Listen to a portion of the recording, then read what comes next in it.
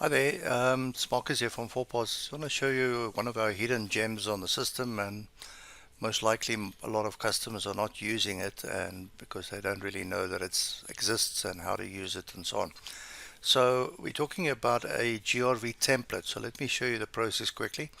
When you do process a GRV and you create a new GRV argument stack, in other words, you're saying I have now a new purchase that I've received from a supplier, and I would like to enter that purchase. Okay, so let's assume for a moment that you go to SA Breweries or SAB. Then I can create purchase order, and then at the top of the screen here you can see there where the mouse moves, maintain GRV templates. Also you can see that under the supplier there is no GRV template selected here. Now let's go through the GRV templates quickly. Alright, so if I click on there, you'll see that we've got a number of GRV templates that's already been created. Some of them don't really make sense because we don't know who UDV is and who PR is and PSER and so on. That's sort of like templates that we've inherited on the system over time. But you can go and specify whichever one you want. So let's look at SA Breweries or South African Breweries in this case.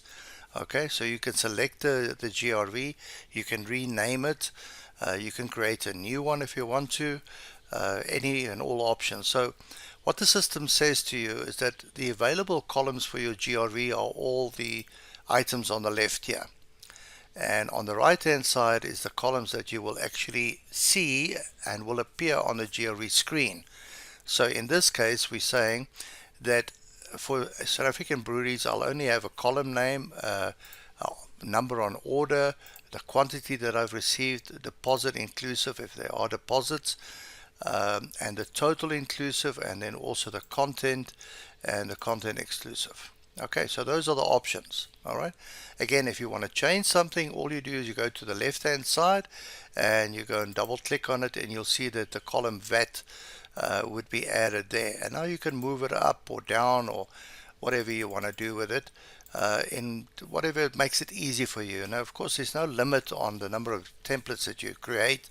You can create a template for each and every possible supplier, so that it appears and works the same way that their invoice works. It will make a big difference in your world. Alright, so let's just take that now. As soon as you changed it, now I've added the column VAT, I can go and say exit, and then if I then pick the GRV template, South African Breweries, and I say load GRV, number of whatever invoice number exists, doesn't matter, I haven't entered anything in there, so I can just say yes. Now, new option in the system, it asks us here, the supplier SAB has no VAT number. In other words, we didn't enter a VAT number for the supplier SAB. Do you wish to enter the GRV prices as exclusive of VAT and no VAT calculated, or what do you want to do? Okay, so if I then say, well, yes, the supplier, in this case SA Breweries, is VAT registered, but you might have a supplier that's not VAT registered. Okay, and you can then say, fine, I'm entering the prices as an exclusive amount, and it will automatically not calculate VAT then.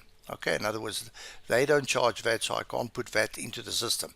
Okay, so I'm just going to say no for now because I'm buying products that is VATable, in other words, taxable.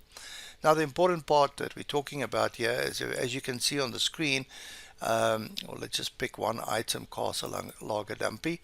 As you can see now, the columns are now a lot less. So some customers have asked us, well, can we change the resolution on the GRV? You don't need to, because you'll change your GRV template. Okay, and your template will then be short and sweet, and you won't have to go and browse left and right and whatever to go and see what's going on onto the GRV. And that's the point. Okay, so we want to do 5 of those, and again you will decide whether you want to enter any other prices or not. Okay, and that's as simple as it gets. Alright, and once you're done with that, you can obviously go and process your GRV. Alright, I'm just going to go through this. I'm not processing right now. I'm just going to say exit because it's obviously just a test. Alright, so just remember on that, if you exit, it doesn't update the stock. It It just literally saves that GRV for later.